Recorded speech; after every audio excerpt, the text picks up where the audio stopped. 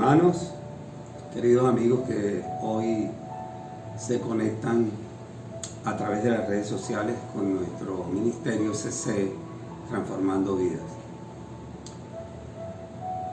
Hoy he querido traerles una palabra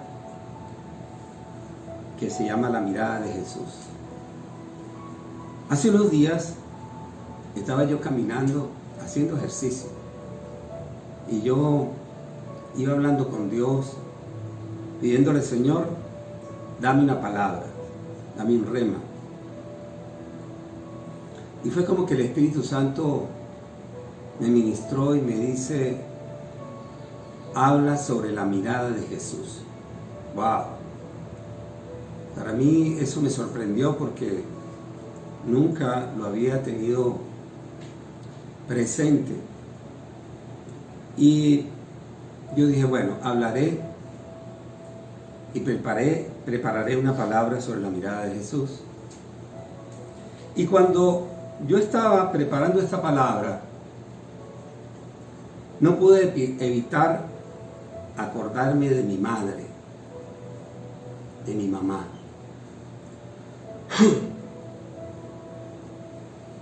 Mi mamá, y lo primero que se me vino a la mente fue una mirada dulce, esa mirada dulce, amorosa de mi mamá. Pero mi mamá tenía una cantidad de miradas, porque las miradas son un lenguaje tremendo a través del cual nos expresamos. Y por eso hay un dicho que dice que una mirada vale más que 1000 palabras. Y mi mamá tenía tantas miradas que prácticamente nos dirigía la vida con su mirada. Nosotros ya sabíamos lo que teníamos que hacer cuando mi mamá nos miraba fijamente y nos direccionaba prácticamente. Era como que la mirada de mi mamá era como un control remoto de estos juegos modernos de 3D. Una mirada que tenía profundidad, tenía altura, tenía para todos lados.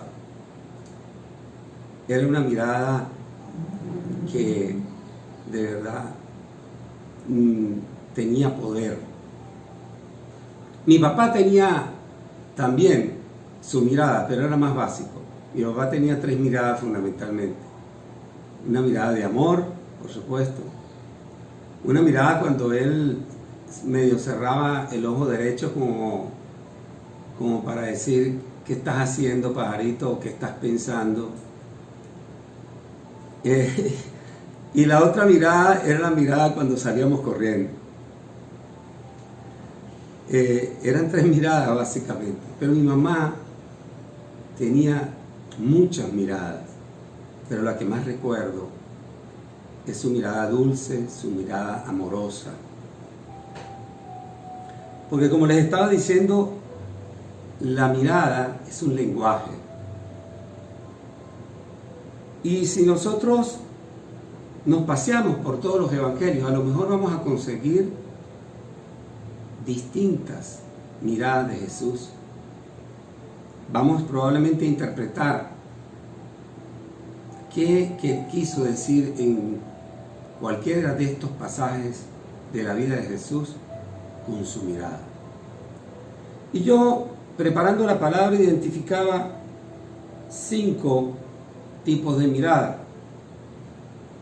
La primera, que Jesús nos mira con misericordia y compasión.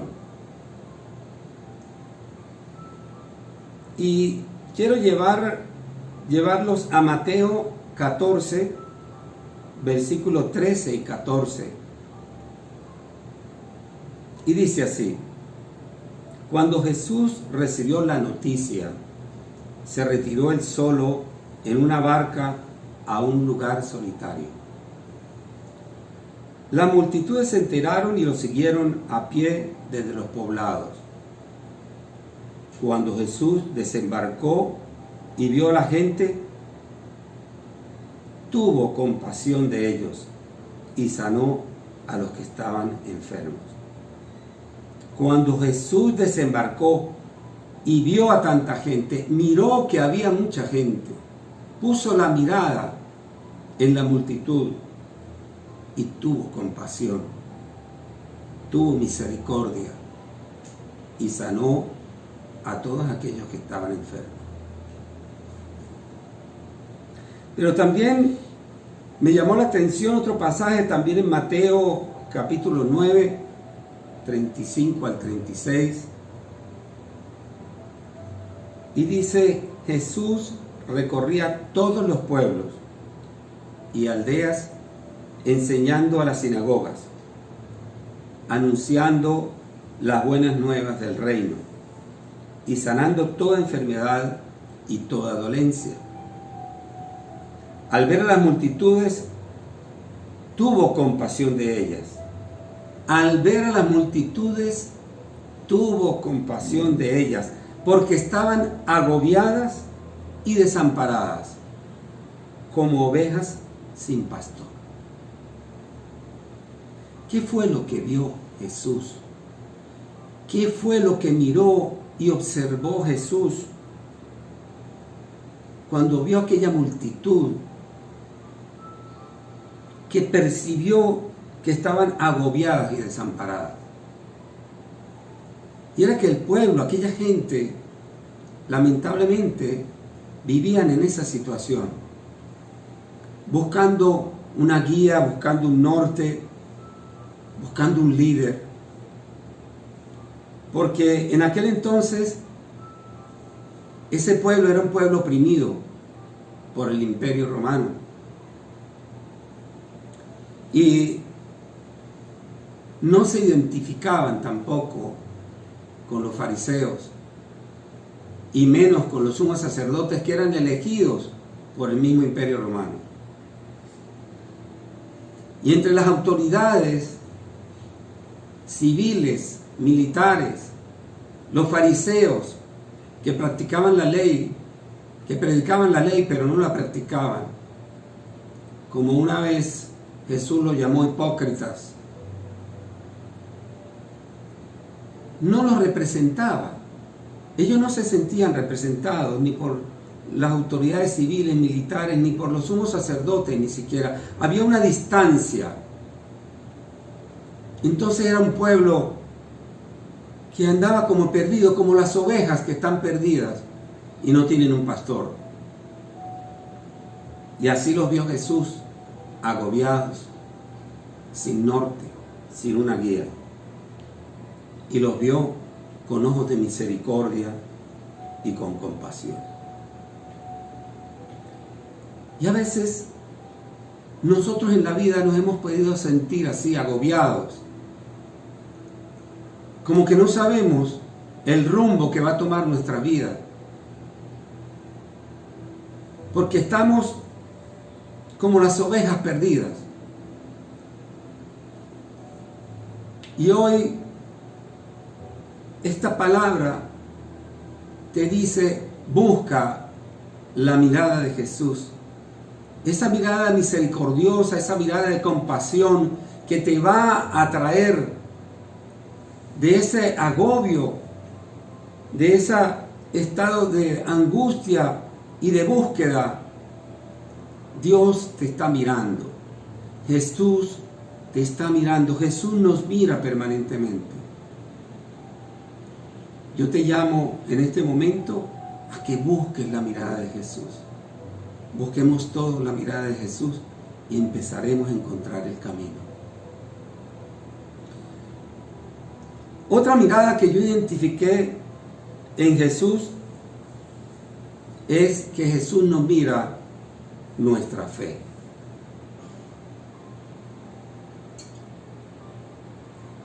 Y quiero irme a Mateo capítulo 9, del versículo 20 al 22. Y dice, en esto, una mujer que hacía 12 años padecía de hemorragias, se le acercó por detrás y le tocó el borde del manto. Y pensaba, miren ustedes cuál era la medida de fe de aquella mujer. Y pensaba, si al menos logro tocar su manto, quedaré sana. Jesús se dio vuelta, la vio y le dijo: ánimo, hija, tu fe te ha sanado. Y la mujer quedó sana en aquel momento. Esta era una mujer que sufría de flujo a lo largo de 12 años. Imagínense ustedes una mujer sangrando durante 12 años, que había ido a médicos y había agotado todos los recursos para poder sanarse y no lo lograba. ¿Cuál era su condición de salud? Que los médicos que me puedan estar escuchando podrían decir, bueno, increíble, impresionante. Sus valores al hacerle un examen de sangre quizá estaban alterados. Su hemoglobina probablemente estaba muy baja, sufriendo de un flujo durante 12 años. Pero ella, cuando vio a Jesús, ella tuvo una gran fe. Y la medida de fe es que ella dijo: con solo tocar su manto, seré sana. Ni siquiera ella pensaba con que Jesús se voltee y me diga: quedará sana del flujo de sangre del que viene sufriendo durante tantos años. No, su fe era tan grande que dice: con que yo toque el manto de Jesús, quedaré sana. Y efectivamente, así fue sanada. Y Jesús, con esa mirada, le dice: ánimo, hija, tu fe te ha sanado. Y es que Jesús no hacía milagros si no había fe. Y los milagros sin fe no existen. Jesús no hizo milagros en Nazaret. Jesús nació en Nazaret. Pero Jesús, cuando visitó Nazaret en su ministerio, no pudo hacer milagros, porque la gente no creía en él, no tenía fe. Porque se preguntaban: bueno, ¿y quién es este que nació aquí en Nazaret y se cree hijo de Dios? No había fe. No se podían creer que de aquí, de ese pueblo humilde, podía nacer el Salvador del mundo. Y Jesús tuvo que continuar su camino porque no pudo hacer milagro. Y el milagro en tu vida va a llegar. Ese milagro que tú estás esperando que Dios, que Jesús haga en tu vida, en tu familia, en tu trabajo, ese milagro va a llegar en la misma medida de fe de que tú lo creas y se lo pidas con pasión a Jesús. La oración y las peticiones que nosotros le hacemos a Jesús con fe, con determinación, creyendo que Él lo va a hacer, Él lo hará. Porque la respuesta de Dios siempre llegará en su tiempo, pero llegará. Entonces Jesús mira nuestra fe. Jesús está mirando nuestros corazones y nos mira a profundidad. Y está viendo cuál es la medida de fe, cuánto estamos creyendo en que Él es nuestro Padre, nuestro Dios, nuestro Salvador, nuestro Sanador. Él es quien nos prospera. ¿Cuánto estás creyendo en que Jesús sacrificó su vida y derramó su sangre por nosotros para sanarnos, para sanar tu vida, para salvarnos, para transformar tu vida? En tercer lugar, Jesús nos mira con amor.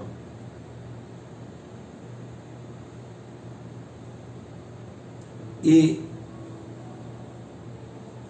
hay un pasaje en Mateo capítulo 26, del 31 al 34, que dice así: esta misma noche, decía Jesús, todos ustedes me abandonarán, porque está escrito, heriré al pastor y se dispersarán las ovejas del rebaño. Pero después de que yo resucite, iré delante de ustedes a Galilea. Aunque todos te abandonen, declaró Pedro, yo jamás lo haré. Y Jesús le responde, te aseguro que esta misma noche, antes de que cante el gallo, me negarás 3 veces. ¿Y por qué es una mirada de amor? Pedro era el primero. Pedro era el líder. Era un pilar fundamental en el ministerio de Jesús. Jesús no quería que con su muerte sus discípulos se derrumbaran. Y Pedro era ese pilar. Y Jesús sabía que Pedro lo iba a negar 3 veces. Pero imagínense por un momento que Jesús no se lo advierte. Jesús no se lo dice. Una vez que Pedro lo hubiese negado, la desolación que hubiese inundado su vida por haber negado a Jesús y no poder decirle perdóname, iba a ser devastadora para Jesús, para Pedro, perdón. Por eso Jesús le dice, antes de que cante el gallo, me negarás 3 veces.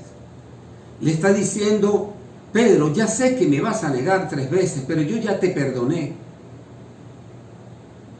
No quiero que te perturbe tu vida el hecho de que me vas a negar 3 veces. No quiero que te derrumbes. Quiero que sigas siendo ese pilar fundamental. Yo te perdono. Y fue una mirada de amor, una expresión de amor de parte de Jesús ante una debilidad que iba a tener Pedro en su vida.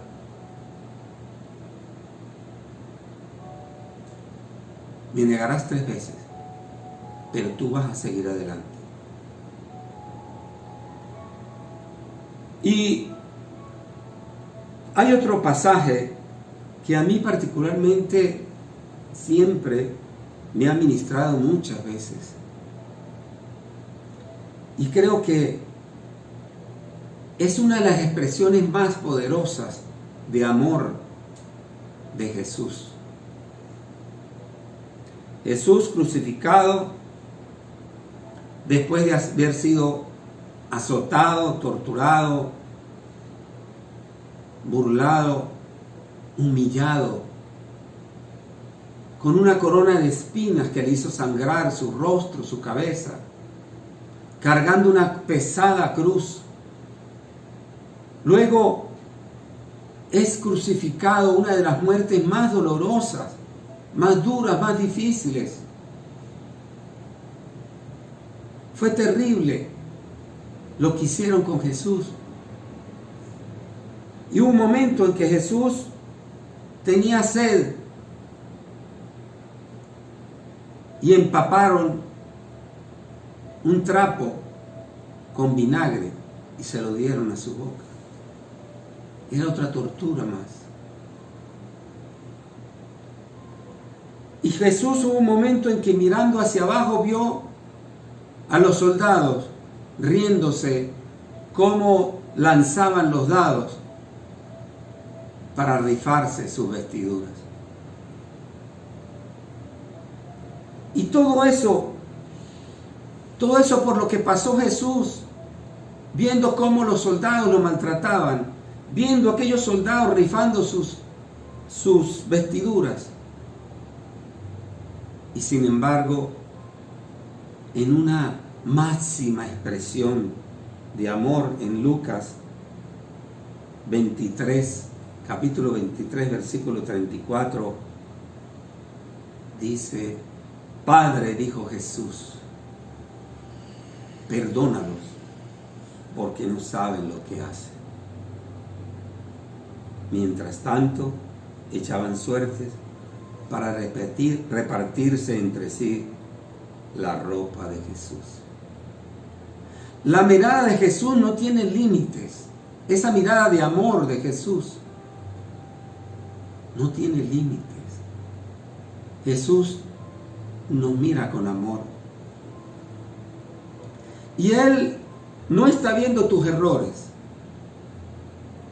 Él no está viendo tus debilidades.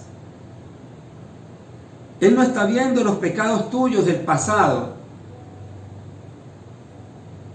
Él no está viendo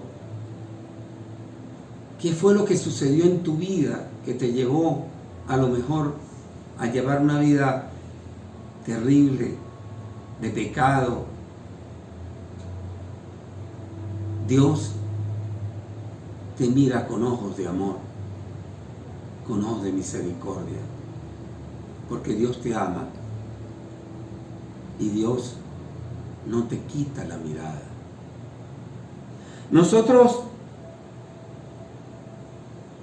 sabemos que Dios nos mira y hemos sentido la mirada de Jesús cuando nos metemos en intimidad con Él, cuando comenzamos a tener una auténtica y verdadera relación con Jesús. Sentimos que Él nos mira, que Él nos observa. Pero cuando le quitamos nosotros la mirada de Jesús, Él no deja de mirarnos, pero nosotros no la sentimos. Jesús nunca deja de mirarte, pero si tú le quitas la mirada a Jesús, te empiezas a dar cuenta que no sientes su mirada. Hoy yo quiero decirte, Jesús te mira con amor y nosotros tenemos que responder esa mirada de Jesús mirándole también con amor, mirándole y reconociéndole como nuestro Padre, como nuestro Dios, como nuestro Salvador, como aquel que nos tiende su mano y nos sostiene, pero que también nos puede soltar si tú decides dejarlo, si tú decides caminar fuera de su voluntad.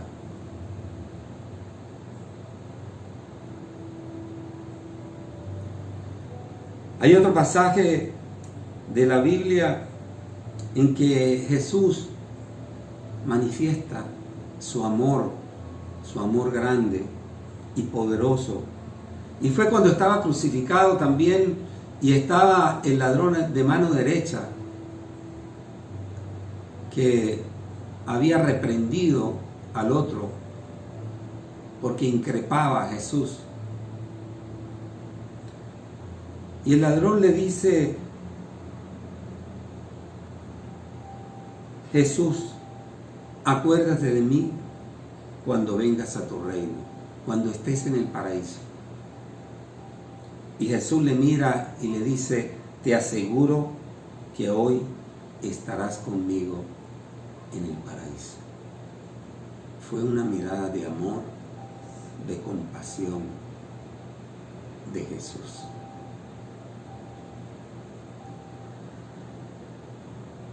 Y en cuarto lugar tenemos la mirada transformadora de Jesús. Y así lo percibí yo en el pasaje de Juan capítulo 1, versículo 42. Andrés era un discípulo de Juan, hermano de Simón, y fue el primero que comenzó a seguir a Jesús. Y un día Andrés fue y buscó a Simón y le dijo: ven, acompáñame, que hemos encontrado el Mesías, al Hijo de Dios. Quiero presentártelo, quiero que lo conozcas. Simón no conocía a Jesús. Jesús tampoco conocía a Simón. Y entonces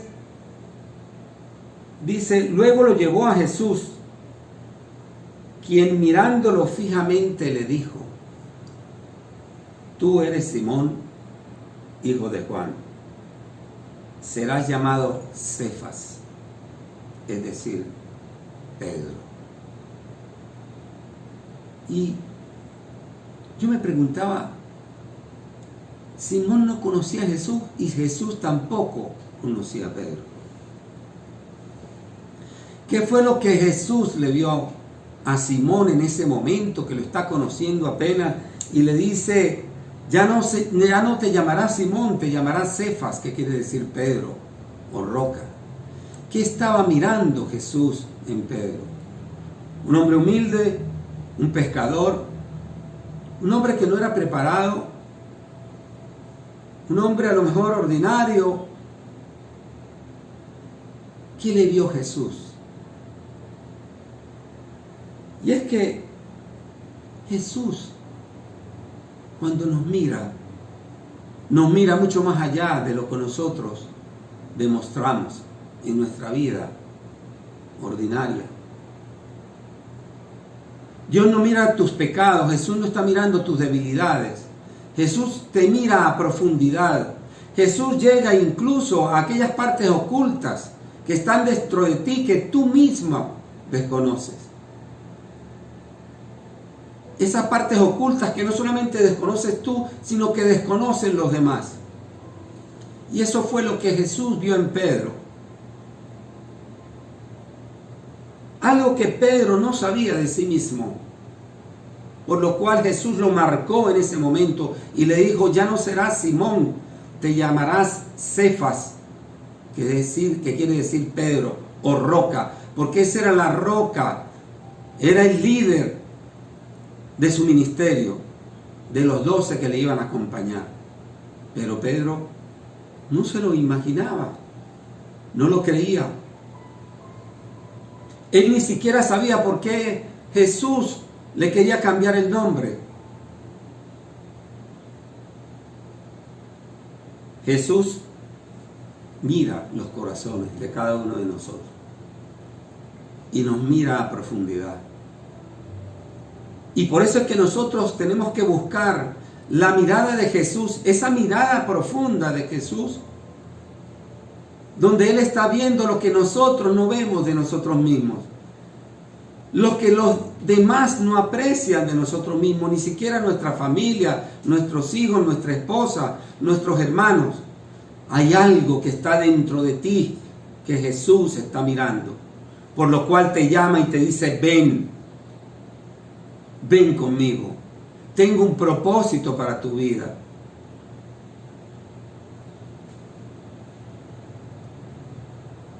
La mirada de Jesús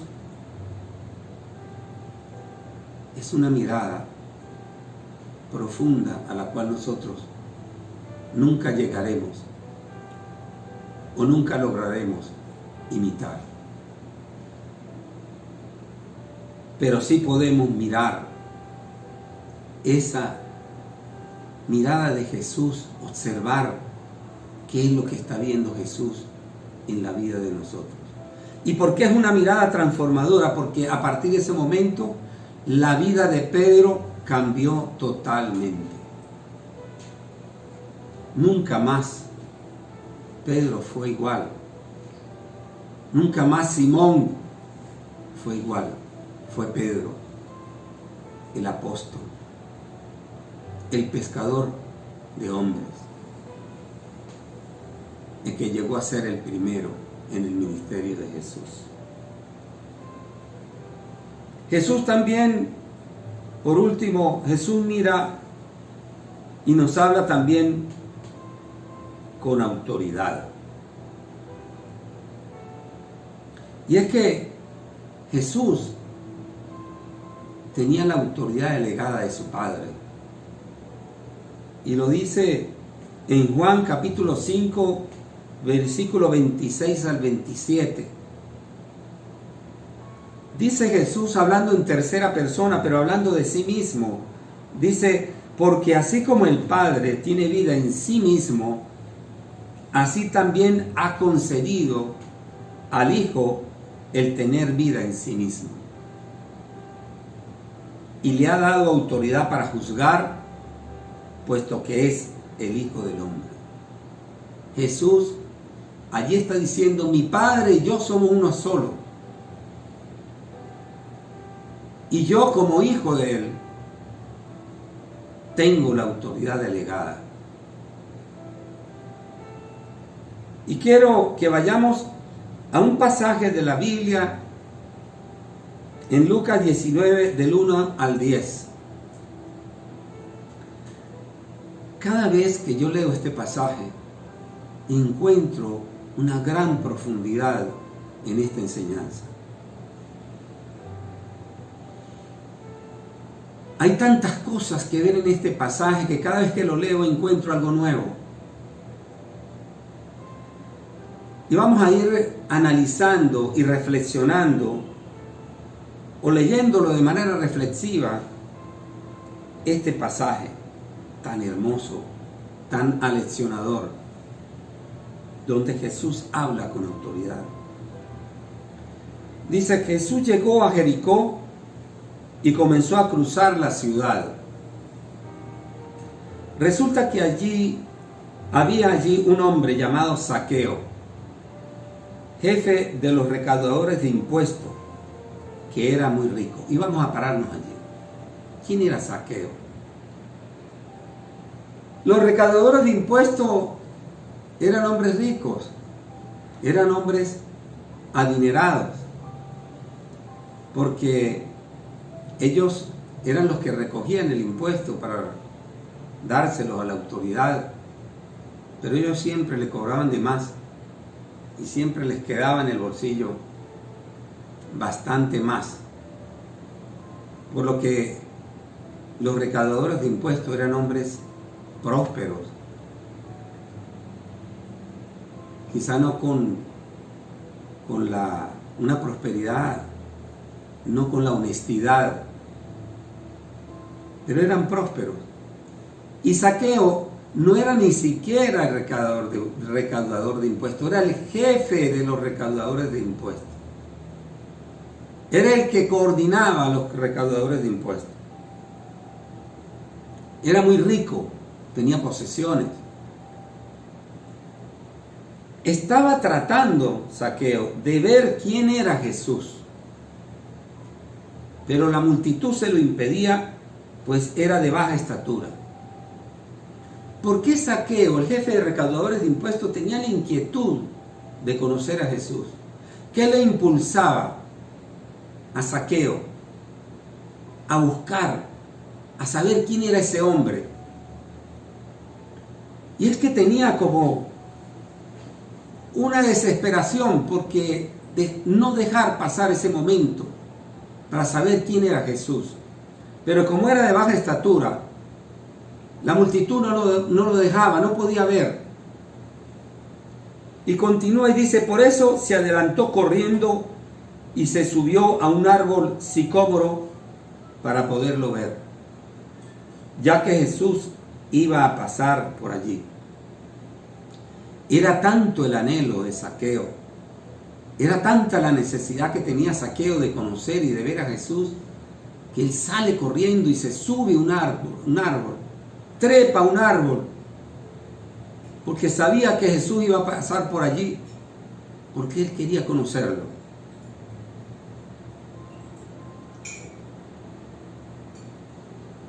Llegando al lugar, Jesús miró hacia arriba y le dijo, Zaqueo, baja enseguida. Tengo que quedarme hoy en tu casa. Mira qué tremendo. Zaqueo no conocía a Jesús, Jesús tampoco conocía a Zaqueo. Zaqueo trepa el árbol para ver a Jesús, y Jesús, cuando está pasando, lo mira hacia arriba y le dice, y lo llama por su nombre, le dice, Zaqueo, baja enseguida, fue una orden. Jesús le habla con autoridad, baja enseguida, tengo que quedarme hoy en tu casa. Jesús no le dice, mira, ¿cómo te llamas tú? No, Jesús la llama por su nombre. Jesús no le dice, mira, ¿será que tú podrás bajar a ver si sería posible que yo pudiera, quedarme en tu casa, tener albergue en tu casa, me puedas recibir? No. Jesús le habla con autoridad. Zaqueo, baja enseguida. Tengo que quedarme hoy en tu casa. Jesús le habló con autoridad, con firmeza. Así que se apresuró a bajar muy contento. ¿Por qué Zaqueo, el jefe de los publicanos, de los recaudadores de impuestos, tenía tanta alegría cuando Jesús le habla con autoridad y le dice, baja enseguida? Esta noche me voy a quedar en tu casa. ¿Por qué sentía alegría? Esa alegría tenía que ver con ese anhelo que tenía Zaqueo de conocer a Jesús.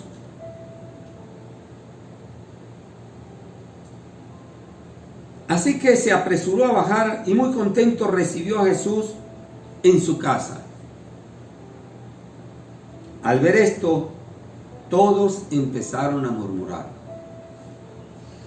Ahí estaban, por supuesto, los fariseos. Ha ido a hospedarse con un pecador. ¡Oh! Jesús, el que se dice ser el Hijo de Dios, ha ido a hospedarse con un pecador.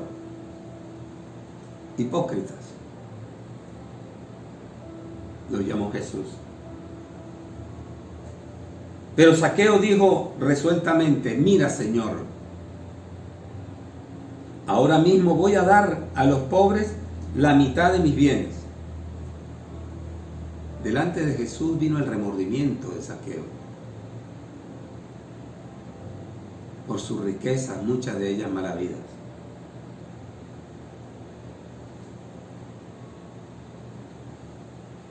Ahora mismo voy a dar a los pobres la mitad de mis bienes, y si en algo he defraudado a alguien, le devolveré 4 veces la cantidad que sea. Zaqueo, en la presencia de Jesús, se arrepiente de su pecado. Se redime delante de Jesús. Voy a dar la mitad de mis bienes a los pobres. Y si he engañado a alguien, le voy a devolver 4 veces lo que le he quitado. Y eso era lo que tenía quebrantado a Zaqueo cuando él tenía el anhelo de ver quién era Jesús, quién era ese hombre. Y no era casualidad que él se subiera al árbol para que Jesús lo viera y Jesús, sin conocerlo, dijera, Zaqueo, baja, porque me voy a quedar en tu casa, porque voy a tener una conversación profunda contigo sobre tu vida, sobre lo que tú has hecho, porque hoy voy a traer sanidad, transformación y salvación a tu casa, a tu vida.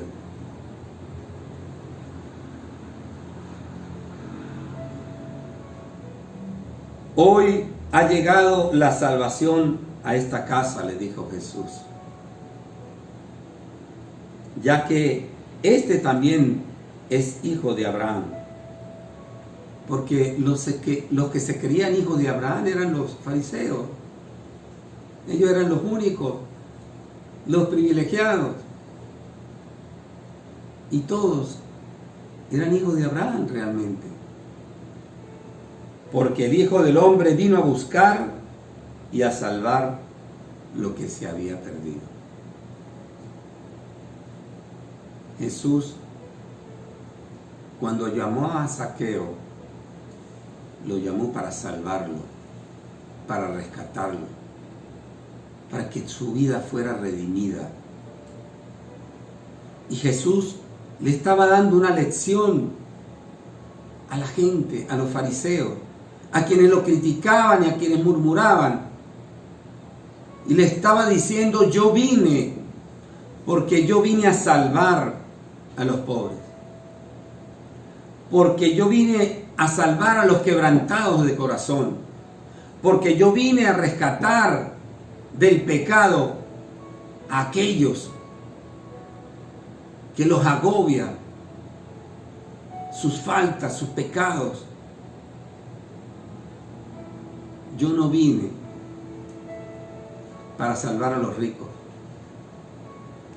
solamente. Yo vine a salvar a todo aquel que quiera ser salvo. Jesús tenía un propósito tremendo en su vida. Lo que Dios había destinado y dispuesto para él, que se entregara en la cruz del Calvario y derramara su sangre para que fuese salvo, no solamente Zaqueo, sino la humanidad, para que tú y yo fuéramos salvos, para que tú y yo fuéramos perdonados de nuestros pecados. Y hoy te digo, pon tu mirada en la mirada de Jesús. Jesús te mira permanentemente. Jesús nos está observando y este es un momento importante en la vida de todos nosotros. En los momentos tan difíciles por lo que está pasando la humanidad, en estos momentos de cuarentena donde estamos guardados por la pandemia, es un momento en que nosotros tenemos que reflexionar y entender que hay un camino verdadero, un camino real. Es el camino de salvación y ese Jesús. Jesús que ha puesto la mirada en ti. Jesús que quiere sanarte, ese Jesús que quiere ver profundamente qué es lo que hay en tu corazón y en tu vida, porque hay un propósito. Y cada uno de nosotros tenemos que mirar y escudriñar en profundidad qué es lo que Jesús está viendo dentro de cada uno de nosotros. Porque allí está el secreto de tu salvación. Ahí está el secreto del propósito para el cual Dios te llamó. Ahí está realmente la verdad, la única verdad, que Jesús es el único camino, es la única verdad y Jesús es la vida. Yo quiero que cierres tus ojos y hagas una oración conmigo, repitas conmigo esta sencilla pero poderosa oración. Digas, Señor Jesús, en este día yo reconozco que tú eres mi Padre, que tú eres el Hijo del Hombre, que vino a entregar su vida y a derramar su sangre para perdonar mis pecados, para sanarme, para transformarme. Yo sé que tú tienes la mirada puesta en mí. Y yo hoy te pido, Señor, ayúdame a percibir tu mirada, a entender el mensaje y el propósito que tú tienes, por el cual tú me estás mirando profundamente. Enséñame el camino, Señor. Yo quiero seguir y continuar a tu lado. Y te pido que no quites tu mirada de mí, porque tú eres mi sostén, tú eres mi apoyo, tú eres mi única esperanza. Señor, anota mi nombre, escríbelo en el libro de la vida y no lo borre jamás. En el nombre de Jesús, amén y amén. Queridos hermanos, espero que esta palabra haya llegado a tu corazón y que nos invite a reflexionar sobre estos pasajes que he querido compartir con ustedes, donde Jesús ha puesto su mirada muchas veces y nosotros la ignoramos. ¿Cuántas veces Jesús nos ha mirado con amor? Nos ha mirado con una mirada de perdón, de comprensión, de compasión y de misericordia, y nosotros estamos poniendo la mirada en otros lados. Estamos poniendo muchas veces la mirada en imágenes, poniendo la mirada en otras cosas que no te edifican. Voltéate y pon la mirada en Jesús. Dios te bendiga, Dios te guarde, y quiero invitarte a que el próximo domingo te conectes nuevamente por las redes sociales, por Instagram, Facebook y YouTube, a nuestro canal CC Transformando Vidas. Dios le bendiga.